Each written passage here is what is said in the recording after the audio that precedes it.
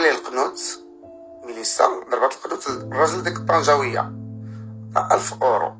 يعني شوفوا هاد السيد كان تيقول لمراتو ما تمشيش تصوبي سنة عند صوفي طالوني، وهو اصلا صوفي طالوني.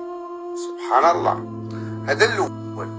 اليوم بالصدفه واحد السيد من الناظور مزوج واحد السيده من الحسيمه. ديك السيده من الحسيمه كتحماق عليا واش فروق.